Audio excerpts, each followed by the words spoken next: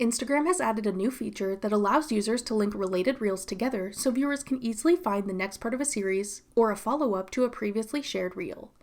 I'm Jessica, and in this video, I'll show you how to link reels together on Instagram. Now let's get started.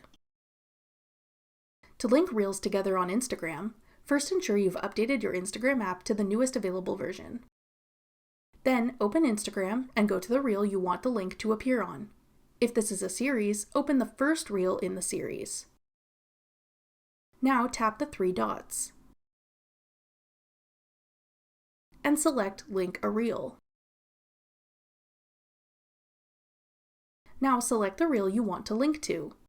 If this is a series, select the next reel in the series that you want your viewers to watch next. Now type in a title that will appear with the link.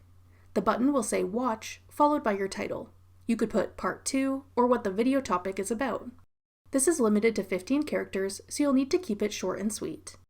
Once you've added your link text, tap OK. Your chosen reel will then be linked at the bottom of the first video in your series.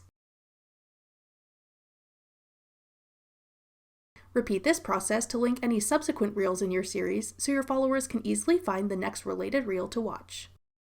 That's all it takes to link reels in a series on Instagram.